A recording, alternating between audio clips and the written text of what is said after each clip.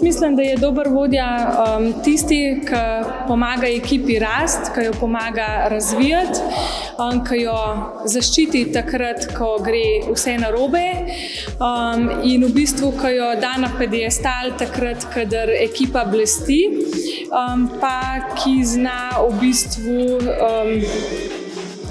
povedati pa nagovoriti neke stvari, tudi kadar so neprijetne, in to na tak način, da se o stvarih pogovarja, ne da ljudje se umaknejo nazaj. No? Dobri vodja zaščiti svoj tim, ve, kaj počne, ve, koliko je njegov tim sposoben, ne zahteva nerealnih stvari, po drugi strani pa zna tudi svoje ljudi postaviti malo večje čevlje, da grejo ven iz cone komforta in naredijo več, kot so sposobni.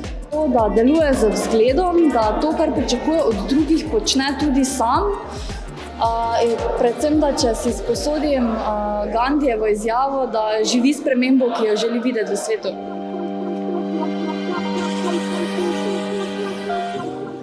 Zdaj, zmagovalna ekipa je za mene tista ekipa, ki lahko zaupam, ki me ne rabi neprestano ob sebi, ki lahko rečem do your magic, in potem kar naredijo svojo magijo in smo vsi happy, deliveramo, ne zamujamo, smo odgovorni, smo predani. To je za mene zmagovalna ekipa.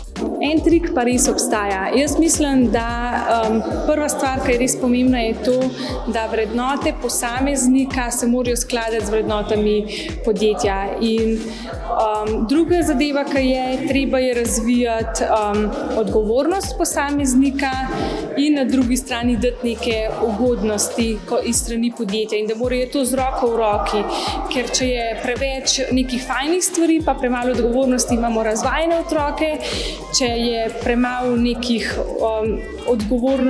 če je preveč nekih odgovornosti, pa premalo nekih bonitet, v bistvu dobimo izčrpane posameznike, in najti nek tak pravi balans med tem dvema, pa vrednota podjetja.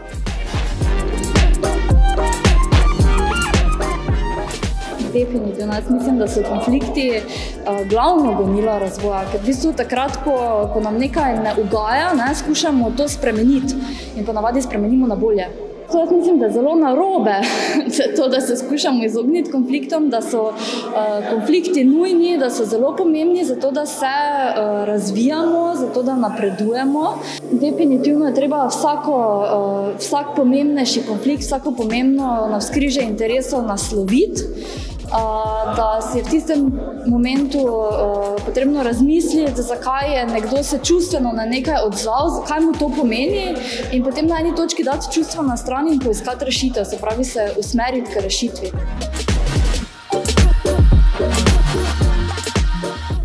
Vsekakor se morajo zavedati, da komunikacija ne bo več enaka tisti, kot je bilo 5 oseb.